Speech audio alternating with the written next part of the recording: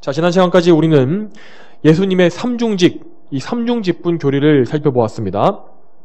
우리 예수님께서는 선지자와 제사장과 왕의 직무를 맡으심으로써 우리와 하나님 사이의 영원한 중보자가 되어주셨습니다. 우리는 예수님의 이 삼중직을 통해서 먼저 예수님의 선지자직을 통해서 말씀을 듣고 또 제사장직을 통해서 죄를 용서받으며 또한 왕직을 통해서 하나님의 통치에 순종하는 백성이 되는 것입니다. 더 나아가서 예수님의 삼중직은 우리가 옛적에 아담의 범죄 안에서 잃어버렸던 우리 안에 있었던 그 삼중직을 회복시키시는 것이라고 또 하였습니다. 우리는 예수님을 통해서 하나님의 말씀을 듣고 또 말씀을 전함으로써 이 선지자직을 행하는 것입니다. 또 그리고 우리는 예수님을 통해서 하나님께 나아가고 또 하나님을 예배함으로써 제사장직을 행합니다. 또한 우리는 하나님께 순종하며 또한 그분의 통치가 이 세상에 이루어지도록 힘쓰므로써 왕의 직무도 행하게 되는 것입니다. 이렇게 함으로써 우리는 이 세상에 사는 동안에도 거룩한 성도로서 삼중의 직무를 감당하게 되고 또 장차 천국에 올라가서는 죄 없이 완전한 상태에서 온전한 선지자와 제사장과 왕의 직무를 영원히 행하게 될 것입니다. 다시 예수님에 대한 교리로 돌아와서 예수님의 삼중직분은 우리를 구원하시기 위해 예수님께서 맡으신 직무, 그러니까 혹은 예수님의 신분에 대한 것입니다. 그리고 오늘부터 우리는 예수님의 비하와 승귀라는 것에 대해서 배울 것입니다. 그런데 이것은 예수님께서 우리를 구원하시기 위해 처하신 상태, 그분의 상태에 대한 교리입니다. 우리가 이 웨스트민스터 그 소유리 문답 27문을 함께 읽겠습니다. 제가 먼저 이제 질문을 읽어드리면 여러분이 답변해 주시면 되겠습니다. 제 27문입니다. 그리스도는 어떻게 낮아지셨습니까?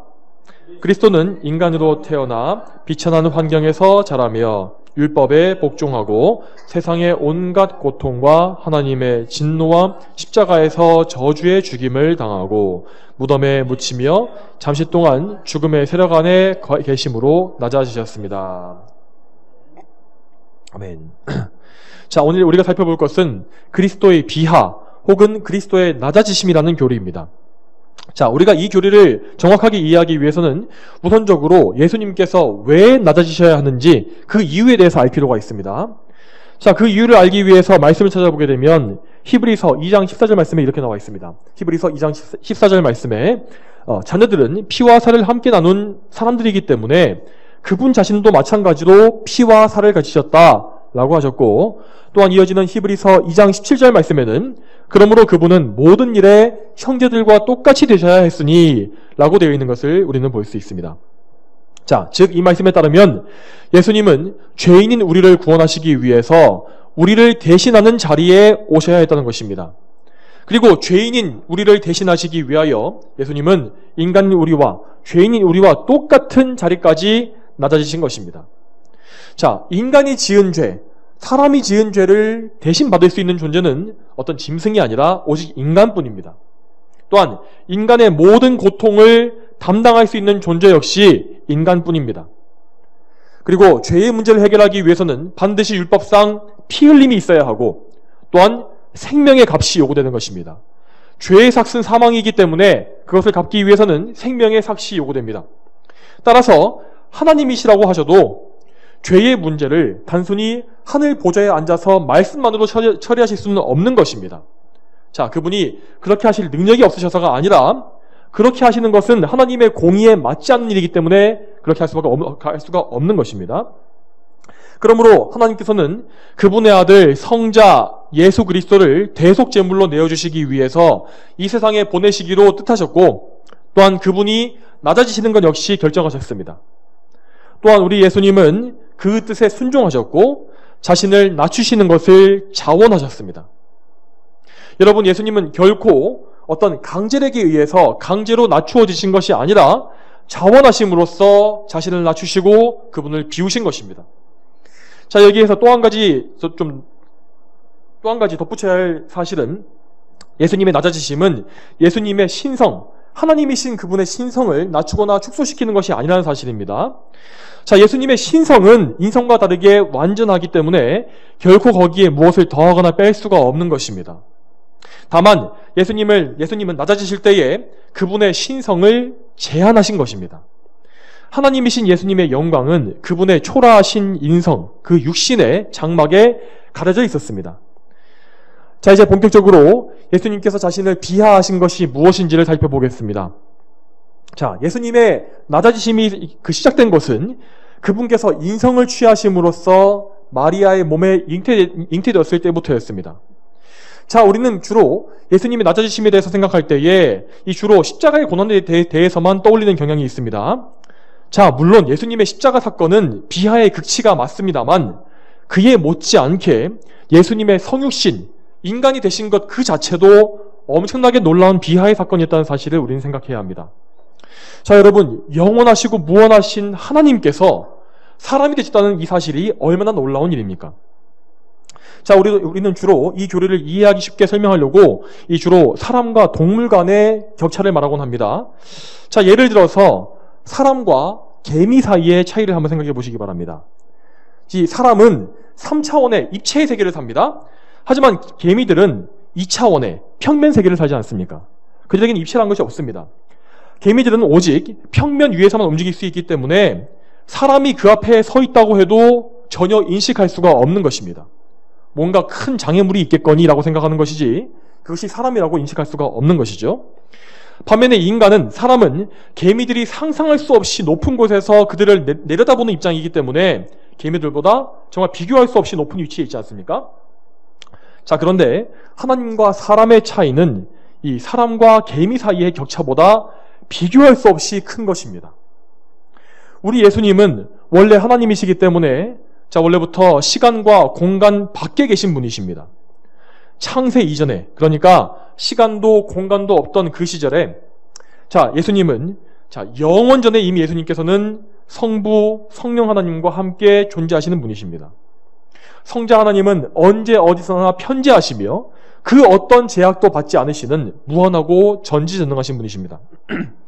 자, 그런데 그런 무한하신 하나님께서 우리 유한한 인간과 똑같은 이 살과 피, 그리고 우리의 영혼을 똑같이 가지신 채로 시간과 공간 속으로 들어오신 것입니다. 창조주 하나님께서 그분의 피조물과 똑같은 몸을 취하시고 그분의 창조 세계에 들어오신 것입니다. 여러분, 저와 여러분 모두가 이 놀라운 낮아짐, 예수님의 성육신에 대해서 정말 있는 그대로 느끼고 깨닫게 되길 원합니다. 그래야만 우리는 하나님 앞에서 감히 교만해지려고 자신을 높이려는 그런 마음을 품지 않을 것이기 때문입니다. 자, 또한 예수님은 사람 중에서도, 모든 인간 중에서도 가장 비천한 신분으로 태어나심으로써 자신을 비하시키셨습니다. 예수님께서 성령으로 잉태되셨을 때에 그분을 잉태한 동정녀 마리아는 어떤 귀족이나 부유한 사람이 아니었습니다. 물론 그녀는 혈통상 다윗의 후손으로서 고귀한 혈통을 가지고 있긴 했지만 이미 그 당시에 다윗 왕가는 완전히 몰락해버려서 가난하고 보잘것없는 집안에 불과했던 것입니다. 자, 그렇게 가난했던 것은 마리아와 정혼해서 예수님의 아버지 역할을 했던 요셉 역시 마찬가지였습니다.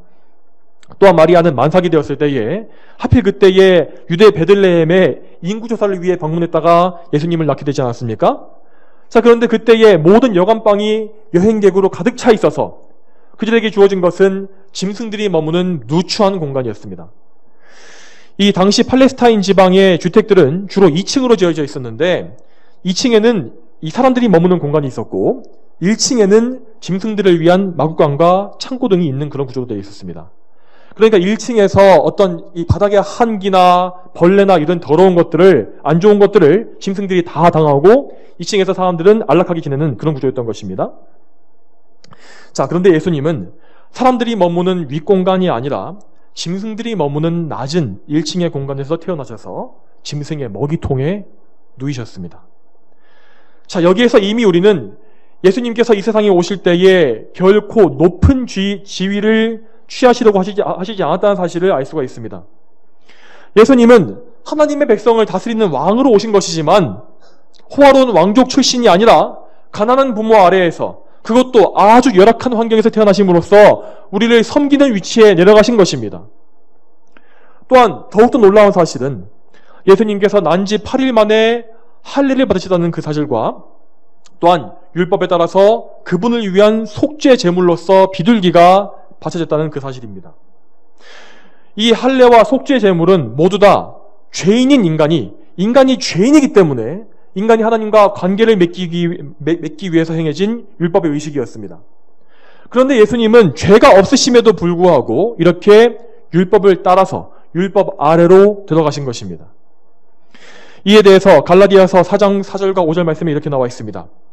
그러나 때가 찼을 때에 하나님께서 자기 아들을 보내셔서 여자에게서 나게 하시고 율법 아래에 나게 하셨으니 이는 율법 아래에 있는 자들을 속량하시고 우리로 아들의 신분을 얻게 하시려는 것이었다. 여러분, 예수님은 죄가 없으실 뿐만 아니라 율법을 직접 제정하신 하나님이십니다. 그럼에도 불구하고 그분은 죄인들과 똑같이 율법 아래로 들어가셔서 그 법에 순종하시고 온전히 다 그것을 지키신 것입니다. 그리고 여러분, 예수님의 삶은 시작부터 순수하지가 못했습니다. 사악한 헤로드 왕이 예수님을 죽이기 위해서 혈안이 되어 있었기 때문에 그분의 가족은 이집트로 내려가서 수년간을 거기에 거주해야만 했습니다. 여러분, 그렇지 않아도 찢어지게 가난한 가족이 먼 타지에서 생활하는 것이 얼마나 어렵고 힘들었겠습니까? 또한 나중에 헤로드 왕이 죽은 이후에도 예수님은 갈릴리 중에서도 멸시받는 촌동네에 불과한 나사렛에서 어린 시절을 보내셨습니다. 그분은 가난한 아버지 요셉을 따라서 목수의 일을 하시면서 30년간을 사셨습니다. 이 30년간의 삶이 어떠했는지는 성경에 거의 기록된 것이 없습니다. 그렇지만 성경은 예수님에 대해서 말씀하시기를 그가 슬픔을 많이 맛보고 병고를 앓는 사람이었다라고 말씀하십니다. 그러므로 예수님은 분명히 이 시기 동안에도 결코 순탄하거나 유복한 삶을 사신 것이 아니었습니다. 그분은 죄가 없으심에도 불구하고 인간의 연약함을 입으심으로써 슬픔을 맛보시고 또 병에 걸리시기도 하는 등 우리와 똑같이 고단하고 힘든 삶을 30년간 사신 것입니다. 자, 그러면 여기에서 여담으로 예수님의 외모는 어떠했을까요? 그분의 외양에 대한 문제입니다. 자, 예수님의 생애를 다룬 영화에서 보면 예수님께서 무슨 백인의 푸른 눈에 미남으로 등장하는 것을 자주 볼 수 있지 않습니까? 그렇지만 실제 예수님의 모습은 그런 수려한 외양과는 아무 관련이 없었습니다. 이사야서 53장 2절 말씀에 예수님의 외모에 대해서 이렇게 말씀하고 있습니다. 그는 주님 앞에서 연한 순과 같이 마른 땅에 뿌리같이 자라서 고운 모양도 없고 풍채도 없으며 우리가 보기에 흠모할 만한 아름다운 것이 없다. 이 말씀처럼 예수님은 인간적으로 보았을 때 우리가 부러워할 만한 그 어떤 조건도 갖추지 않으신 채 태어나시고 사신 분이었습니다. 그리고 예수님은 30년 이후에 공생애를 시작하시면서 더욱더 낮은 곳으로 더 내려가십니다. 예수님은 먼저 공생애를 시작하실 때 그분의 종에 불과했던 요한에게 세례를 받으셨고 그 직후에는 성령에 이끌려서 광야로 들어가서 무려 40일을 금식하신 상태에서 마귀의 극심한 시험을 당하셨습니다. 예수님은 우리 연약한 인간들과 똑같아지시기 위해서 이 하찮은 마귀의 시험을 당하시는 일까지도 감수하신 것입니다. 이후에 3년간 이어진 예수님의 공생애는 온갖 고난과 시련으로 가득한 정말 힘든 세월이었습니다. 예수님은 그때 말씀하시기를 여우들도 굴이 있고 공중의 새들도 둥지가 있으나 인자는 머리 둘 곳이 없다 라고 말씀하시기도 하셨습니다. 그분은 그때에 어떤 일정한 거처나 편안한 안식처가 없이 떠돌아다니는 가운데에 계속해서 사역을 하셨으며 그나마도 그때 내내 식사하실 틈도 없이 바쁠 때가 대부분이었습니다.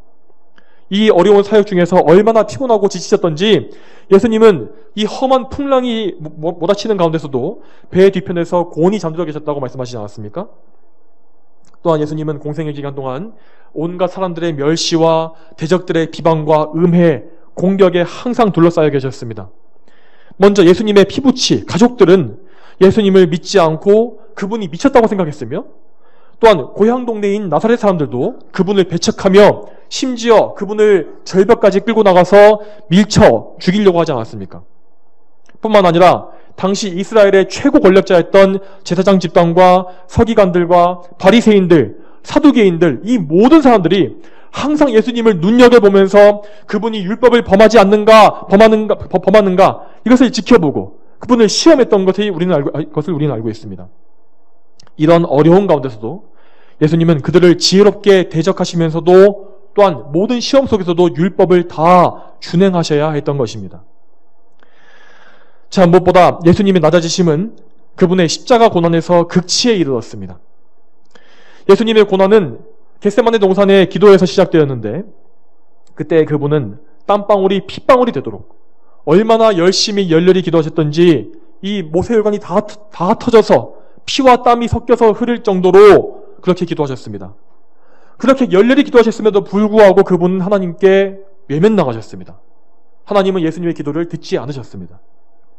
예수님에게는 그 진노의 잔이 지나간 것이 아니라 정말 하나님의 진노로 가득 찬 진노가 가득 담긴 포도주 잔이 그대로 주어졌으며 그분은 그 잔을 남김없이 다 비우셔야만 했습니다.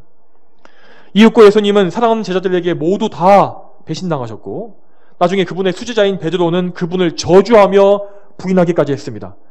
베드로가 마지막으로 세 번째 예수님을 부인하며 저주할 때에 예수님께서는 그를 보셨습니다. 그 사실을 다 아신 것입니다. 또한 예수님은 유대인들의 불법적인 재판에 넘겨지셔서 억울한 모함을 당하시고 정죄당하시며 나중에는 이방인인 빌라도의 손에 넘겨지셔서 로마 군인들의 잔혹한 고문을 당하셨습니다. 온몸에 살이 다 찢겨지는 채찍질을 당하시고 가시관을 쓰셨으며 조롱과 침뱉음을 당하시고 나중에는 또 헤롯 왕에게 넘겨지셔서 조롱당하셨습니다. 그리고 예수님은 사형 선고를 당하신 이후에 십자가를 지고 골고다 언덕을 올라가셨으며 그곳에서 완전히 다 벌거벗겨진 채로 손과 발에 못이 박혀서 십자가에 높이 달려 올려주셨습니다.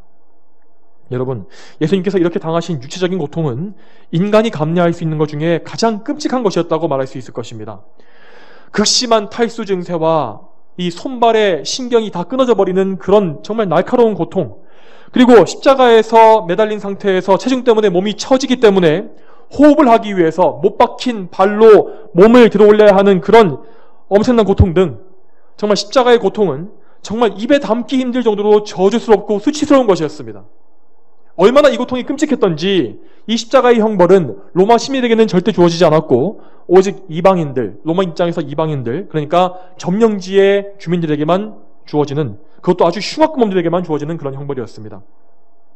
여러분, 그렇지만 예수님의 고통 중에서 가장 큰 고통은 이 끔찍한 유체적 고통이 아니었고 오히려 영적인 고통이었습니다. 예수님은 선택받은 모든 하나님의 백성의 죄를 다 짊어지시고 그 죄에 대한 하나님의 심판과 저주와 진노를 한 몸에 다 받으셨습니다. 한두 명의 죄가 아니라 정말 셀 수 없이 많은 하나님의 백성의 모든 무거운 죄가 그분의 어깨에 지워진 것입니다. 예수님이 십자가에 달리시고서 3시간이 흐른 후에 정오부터 갑자기 해가 가려지고 흑암이 시작되었으며 그 가운데에 하나님의 모든 진노가 예수님의 위에 쏟아져 내렸습니다. 그 정오부터 시작해서 예수님이 숨을 거두시던 오후 3시까지 예수님은 정말로 지옥의 고통을, 문자 그대로 지옥의 고통을 그 십자가 위에서 직접 맛보셨습니다.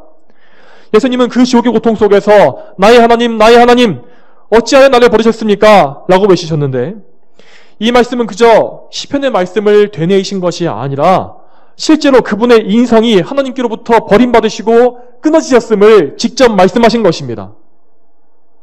여러분, 예수님께서 일전에 이 버림받아서 지옥에 떨어진 사람들에 대해서 예언하실 때에 바깥 어두운 데서 통곡하며 이를 갈 것이다 라고 말씀하시지 않습니까?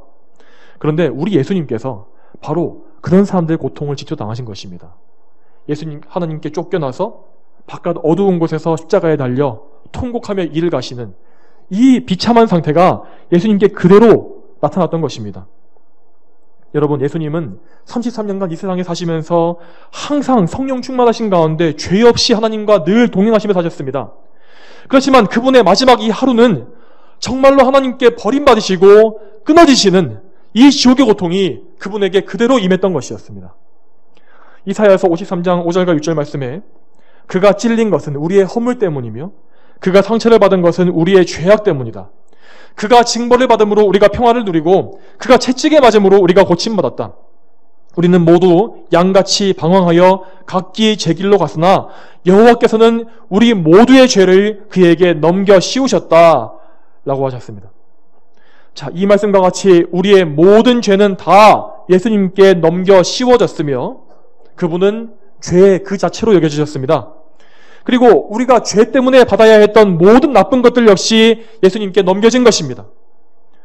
예수님께서 우리를 대신해서 형벌을 받고 죽으심으로써 우리에게 임했던 하나님의 진노가 사라지고 우리는 이제 하나님과 영원한 화평, 정말 한 점 부끄러움이 없고 흠이 없는 화평을 누리게 된 것입니다. 이렇게 예수님께서는 십자가에서 정말 말 그대로 우리의 모든 죄의 빚을 한 푼도 남김없이 다 처리해 주셨습니다. 그리고 예수님은 마지막으로 그분의 영혼까지도, 그 마지막 생명까지도 아버지께 바치심으로써 우리를 대신한 희생제사, 대속제물로 그분을 바치시는 그 모든 제사를 완수하셨습니다. 자, 여러분, 그렇지만 예수님의 비하는 거기에서 끝난 것이 아닙니다. 예수님은 죽으신 이후에도 로마 군병의 창에 옆구리를 찔리셨고 그 몸에 남아있던 피와 물을 모두 다 쏟으셔야만 했습니다. 그리고 예수님의 몸은 무덤에 들어가셨습니다. 비록 그분의 장례는 정중하게 치러졌고 새 무덤에 안장되긴 하셨지만 무덤에 들어가는 것은 예수님께서 그야말로 가장 낮은 곳에 내려가셨음을 보여주는 것입니다. 하나님의 아들이시고 성자 하나님이신 그분께서 죽음의 권세에 잠시간 매여 계셔야만 했던 것입니다. 여러분, 이상으로 예수님의 생애를 통해서 우리가 알 수 있는 것은 예수님께서 이 세상에 계시는 동안에 계속해서 점점 더 낮은 곳으로 내려가셨다는 것입니다. 예수님은 모든 사람들 중에서도 가장 낮고 비천한 모습으로 이 세상에 오셨으며 결국에는 가장 끔찍한 죽음을 맞이하신 후에 무덤에 들어가심으로 인생의 가장 밑바닥까지 내려가셨습니다. 참으로 예수님은 우리의 죄를 다 대신 지셨을 뿐만 아니라 우리가 태어나면서 죽기까지에 겪는 모든 일들을 실제로 다 경험하신 것입니다. 이로써 예수님은 우리를 대신하신 완전한 대속제물이 되실 수 있었고 또한 우리의 모든 고통을 체휼하시는, 직접 겪어서 아시고 긍휼히 여기시는 위대한 대제사장이 되어주시는 것입니다. 자, 여러분, 우리가 오늘 들은 이 예수님의 비하라는 교리는 이 세상에서 역사상 벌어졌던 그 어떤 일보다도 더 충격적이고 놀라운 것입니다. 여러분, 그런데 정작 우리는 그 은혜를 받으면서도 그 사실을 잘 느끼지 못하는 것 같습니다. 정작 하늘의 천사들, 구원의 은혜, 복음의 은혜를 입지 못했던 그 천사들은 이 사실을 너무나 놀라워하면서 살펴보기를 원하고 있다고 베드로전서 1장 말씀에 나와 있습니다. 그런데 정작 구원을 받은 당사자들인 우리들은 너무나 이것에 대해서 무덤덤하고 감각이 없는 것입니다. 그렇지만 앞서 말씀드린 바와 같이 우리는 예수님의 비하 교리를 정말로 할 수 있는 한 더 바르게 알고 더 깊이 깨달아 알 수 있어야 합니다. 만약 우리가 우리를 위해서 낮아지신 예수님을 알지 못한다면 우리는 결코 예수님께 감사할 수도 없고 또한 우리의 십자가를 지고 예수님을 따라가는 삶이 무엇인지도 알 수가 없는 것입니다. 자, 그러면 여러분, 예수 그리스도의 낮아짐, 이 비하의 교리는 우리에게 어떻게 적용될 수 있겠습니까? 자, 먼저 우리는 예수님의 낮아지심을 알므로써 우리의 교만함을 다 버리고 겸손한 마음을 가질 수 있게 됩니다. 여러분, 우리가 가진 타락한 본성은 너나 할 것 없이 모두가 다 자신을 높이고 과시하려는 그런 성향을 다 가지고 있습니다. 우리 모두가 다 똑같습니다. 또한 여러분, 우리는 우리 자신이 어느 정도 대접받을 만한 가치가 있다고 여기고 그 기준에, 나의 기준에 미치지 못하는 무언가를 내가 받았을 때에는 심한 모욕감을 느끼며 화를 내는 일이 많지 않습니까? 실제로 오늘날 많은 사람들은 자아의 실현, 자존감, 자존심, 자부심 등의 개념을 아주 중요하게 여기고 있습니다. 여러분, 그런 것들을 세상 사람들은 당연히 있어야 할 것들로 여기고 무슨 자존감이 높아야 한다 이런 말들을 하지 않습니까? 하지만 여러분, 그 모든 것들은 죄인인 인간이 자신의 주제, 자신의 처지를 전혀 알지 못하고 교만하기 때문에 나타나는 증상에 불과한 것입니다. 여러분, 죄인들이 받을 만한 것은, 그들이 받을 만한 자격이 있는 것은 오직 하나님의 진노와 심판, 저주뿐입니다. 우리는 온 세상의 창조주요 주인이신 하나님께 반역한 자들이기 때문에 어디를 가든지 간에, 우리가 우주 어디에 있든지 간에 좋은 것을 받을 만한 자격이 없다는 것입니다. 그러므로 먼저 우리는 우리 자신의 죄인된 처지, 정말 아무 자격이 없는 이 처지에 대해서 깊이 깨달아야 합니다. 그래야만 우리는 우리를 대신해서 낮아지신 예수님의 사랑과 은혜가 얼마나 큰지를, 그분의 낮아지심이 얼마나 자신을 낮추신 것인지를 진정으로 알 수가 있는 것입니다. 또한 우리 그리스도인들은 예수님의 낮아지심을 알므로써 그분의 고난에 동참하는 것을 능히 견디고 이길 수가 있게 됩니다. 자, 여러분, 예수님을 믿게 되면서 우리 믿음이 더 깊어져 갈수록 우리가 자주 경험하게 되는 것은 우리가 자꾸만 낮아진다는 것입니다. 자, 예수님을 믿게 되면 부유해지고 사업도 잘 되고 세상적으로 성공할 줄 알았는데, 건강하고 모든 것이 다 잘 될 줄 알았는데 자꾸만 모든 것이 낮아지는 경우가 너무나 많다는 것입니다. 그럴 때 우리는 당황하기도 하고 실망감에 빠지기도 합니다. 그렇지만 그리스도인으로서 우리가 세상에서 낮아져가는 것은 너무나 당연한 일입니다. 왜냐하면 우리 성도들은 거듭남으로써 구원을 받아 예수님과 연합된 자들이기 때문입니다. 그러므로 우리는 예수님과 연합되어서 예수님께서 먼저 이 세상에서 걸어가신 길들을 뒤따라가야 하는 것이고, 그래서 예수님 말씀대로 자기 십자가를 지고 예수님을 따르는 삶을 살게 되는 것입니다. 그러므로 성도들은 이 세상에서 계속해서 낮아짐을 경험하게 되어 있다는 것이죠. 자, 하나님은 성도들의 죄성을 약화시키시고 그들을 거룩하게 성화시키시기 위해서 우리를 낮추십니다. 그렇게 하심으로써 우리 성도들은 이 세상과 자기 자신을 사랑하는 마음을 더 죽이게 되고 더 낮아지고 겸손해져서 예수님의 형상이 우리 안에 이루어져가는 것을 경험하게 되는 것입니다. 오늘 우리의 본문인 빌립보서 2장 5절 말씀에 이렇게 나와 있습니다. 너희 안에 이 마음 곧 그리스도 예수님의 마음을 품어라. 여러분, 이 말씀을 항상 생각하시기 바랍니다. 예수님의 이 마음이라는 것은 하나님과 동등됨을 취하려 하지 않으신 것이고, 또한 자신을 비워서 종의 형체를 취하여 사람들과 똑같이 되신 참으로 겸손한 마음이었습니다. 그리고 예수님은 끝까지 자신을 낮추시고 죽기까지 순종하셨다고 말씀에 또한 나와 있습니다. 우리는 이러한 예수님을 바라보면서 그분께서 얼마나 자신을 낮추시고 또한 얼마나 순종하셨는지를 생각해야 합니다. 그리고 그 모든 낮아지신 그 사건이 나 같은 죄인 때문에, 하나님께 반역한 정말 비참한 죄인인 나 때문에 당하신 일임을 생각할 수 있어야 하는 것입니다. 우리가 이 사실을 정말 깊이 깨닫고 진정으로 마음속에 정말 그것이 심겨지게 된다면, 그러면 우리는 그 어떤 고난 속에서도 하나님께서 우리를 어떻게 다루신다 할지라도 그 안에서 감사할 수 있게 되고, 또한 그 속에서 우리가 결코 망하거나 버림받지 않게 될 것을 믿을 수가 있는 것입니다. 여러분, 정말로 우리는 정말 최악의 고통을 당한다 할지라도, 가장 낮은 곳까지 내려간다 할지라도 여전히 하나님의 보호하심과 은혜 안에 있습니다. 이 사실을 잊지 마시기 바랍니다. 예수님 때문에 우리를 대신해서 모든 나쁜 것을 다 담당하시고 죄의 값을 다 치러주신 예수님 때문에 항상 하나님의 은혜는 우리를 떠나지 않게 되는 것이며, 궁극적인 구원과 생명이 우리에게 약속되어 있습니다. 이 약속은 결코 취소되거나 빼앗기지 않습니다. 왜냐하면 예수님께서 우리를 대신해서 버림받으시고 우리의 모든 죄를 제거하시며 우리의 의를 이루시고 우리의 신분을 하나님의 자녀까지 높여주셨기 때문입니다. 성도 여러분, 언제나 우리 예수님께서 낮아지심을 통해서 이루신 모든 공로를 잘 기억하시기 바랍니다. 그분께서 우리가 우리의 죄로 인해서 받아야 할 모든 나쁜 것들을 다 받으셨으며, 또한 죄로 인한 우리의 모든 고통과 연약함도 다 담당해 주셨습니다. 우리는 예수님을 통해서 나음을 입고 하나님과 영원한 화평을 누리게 되었으며, 무엇보다 여러분, 우리의 영원한 기업이신 예수 그리스도를 소유하게 되었습니다. 이 사실을 믿을 때에 우리는 바울 사도가 말한 것처럼 사방에서 억눌림을 당해도 짓눌리지 않고, 답답한 일을 당해도 낙심하지 않으며, 박해를 받아도 버림당하지 않고, 넘어뜨림을 당해도 망하지 않는다라고 고백할 수 있는 것입니다. 그리고 더 나아가서 우리가 낮아질 때에 오히려 더 기뻐할 수 있는 믿음까지도 가질 수가 있습니다. 데살로니가 후서 1장 5절 말씀에 바울은 성도가 받는 모든 박해와 환난을 가리켜서 우리가 하나님 나라에 합당한 자로 여김받는 것이다 라고 말씀했습니다. 자, 그러므로 하나님께서 우리에게 고난을 허락하시며 낮추실 때에 그 고난 안에서 우리는 하나님의 은혜를 발견하고 우리가 장차 높아질 것을 기대하며 기뻐할 수가 있는 것입니다.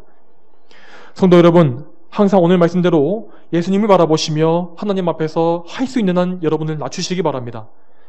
또한 그 가운데서 형제 간에도 서로 섬겨주며 나보다 남을 낮게 여기는 그 마음을 가지시기 바랍니다. 언제나 그리스도 예수님의 마음을 품기를 힘쓰십시오. 그것을 위해서 하나님께 눈물로 간구하시며 도움을 청하시기 바랍니다. 나의 죄, 나의 교만함을 하나님께 다 일일이 아뢰면서 나를 제발 하나님 앞에 겸손하게 해달라고, 정말 내가 예수 그리스도의 겸손하심을 담게 해달라고 그 기도를 항상 드리시기 바랍니다. 여러분, 바로 그것이 우리를 구원하신 하나님께서 기뻐하신 일입니다. 이 사실에 항상 믿으시고 순종하시길 바랍니다. 다 함께 기도하겠습니다. 거룩하신 아버지 하나님, 오늘도 예수님의 비하, 낮아지심이라는 이 귀중한 성경의 교리를 통하여서 우리 예수님께서 우리를 대신하시기 위하여 얼마나 낮은 자리까지 내려가셨는지를 우리가 보게 하시니 참으로 감사합니다. 하나님, 우리가 참으로 예수님의 낮아지심을 알고 믿는다면 정말로 우리가 이 세상에서 어떤 일을 당한다 할지라도 하나님께서 그분의 주권 가운데서 우리를 어떻게 다루신다고 하여도 우리는 항상 감사하며 기뻐할 수가 있을 것입니다. 옛적 우리 믿음의 선조들이 정말로 그러했었고, 특히 바울사도 같은 사람은 정말로 그가 고백했던 많은 고난 속에서도 끝까지 낙심하지 않고 기뻐하며 하나님을 찬송할 수 있었지 않습니까? 주여, 그가 참으로 예수 그리스도의 고난과 낮아지심을 알고 있었기 때문에, 그 사실을 알고 정말 자신을 겸손하게 낮추었기 때문에 그 모든 일이 가능했던 것을 저희는 믿습니다. 주여, 저희에게도 이러한 믿음을 주시옵소서. 참으로 우리가 예수 그리스도를 온전히 믿음으로 말미암아서 하나님 앞에서 정말 자신을 낮추고 하나님만 존귀하게 여기는 그런 믿음을 가질 수 있도록 인도하여 주시옵소서. 이것을 통하여서 오직 하나님께서만 영광받아 주시길 소망하며 예수님의 이름으로 기도 올립니다. 아멘.